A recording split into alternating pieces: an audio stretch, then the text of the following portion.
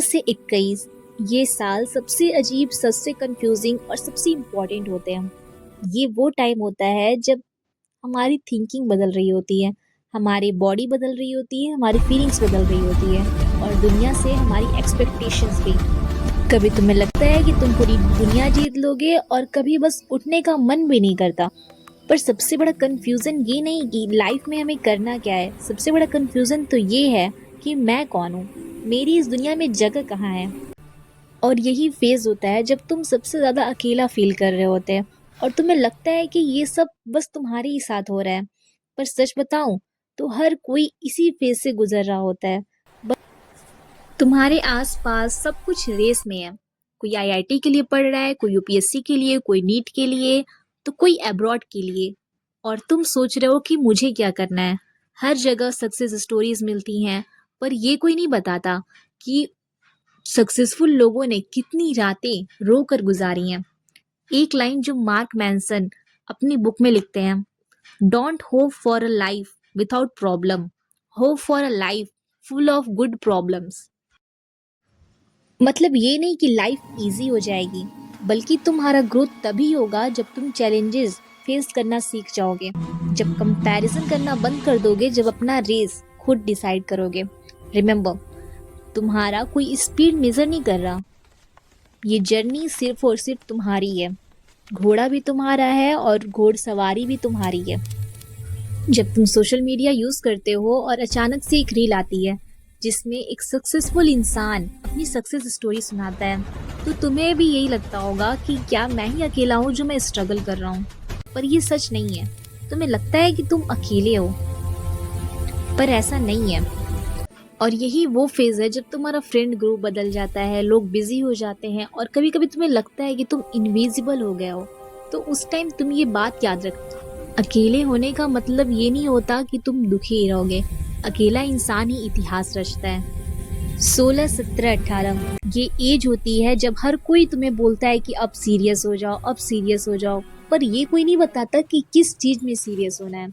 Study में, career में, relationship में या फिर फैमिली में। लाइफ लगती है जैसे एक एग्जाम है जिसमें सिलेबस किसी ने नहीं बताया, पर एग्जाम हर कोई ले रहा है। पर एक बात याद रखना कि तुम्हें हर सवाल का जवाब नहीं देना होता। कि जेम्स क्लियर अपनी एटॉमिक हैबिट्स में लिखते हैं, you do not rise to the level of your goals, you fall to the level of your system. मतलब बड़ा सपना रखना सही है, पर अगर तुम डेली रूटीन, डेली डिसिप्लिन से उसे फॉलो नहीं करते, तो ड्रीम बस ड्रीम ही बन के रह जाते हैं। हर दिन थोड़ा बेटर बनना ही सक्सेस का रियल मीनिंग है। और फिर एक रात होगी जब तुम्हें सब कुछ छोड़ देने का मन करेगा, और फिर एक छोटी सी चीज तुम्हें ट्रिगर करेगी। एक कोटेशन, एक वीडियो, एक लाइन या फिर एक दोस्त। उस दिन तुम्हें रियलाइज होगा कि तुम थके हुए हो, पर तुमने हार नहीं मानी। इसीलिए सबसे पहले तुम अपना रीजन ढूंढो कि आखिर तुम्हें सक्सेस अचीव करनी है तो किस लिए। क्यों तुम चाहते हो नीट क्लियर करना, क्यों चाहते हो तुम एक आईआईटीएन बनना, आखिर क्यों। पहले अपना रीजन ढूंढो, और वो तुम्हारे अंदर ही है, किसी वीडियो, किसी पर्सन के अंदर नहीं। हर दिन एक छोटी सी जीत नोट करो। आज मैंने डिस्ट्रैक्शन अवॉइड किया, आज मैंने अपनी फीलिंग्स लिखी, आज मैंने किसी को कंपेयर नहीं किया। ये छोटी छोटी जीतें मिलाकर तुम्हारी एक नई नींव बनाती हैं।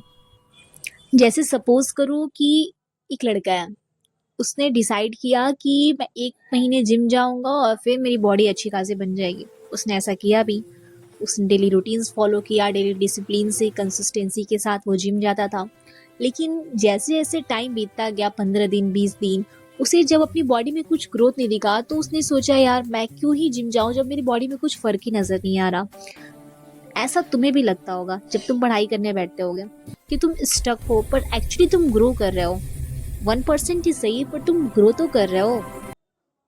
ग्रो लाउड नहीं होती, वो चुपके से होती है। हर डिसीजन के पीछे, हर हार्ट ब्रेक के बाद एक दिन तुम पीछे देखोगे, और तब तुम समझोगे कि सब कुछ परफेक्ट होने की जरूरत तो थी ही नहीं।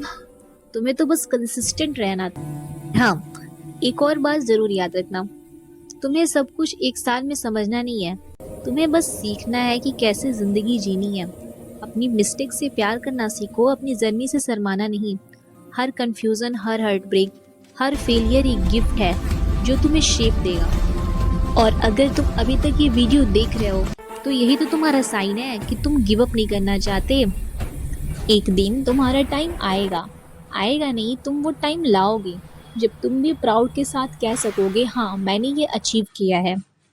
शायद कल नहीं, पर जरूर लाओगे।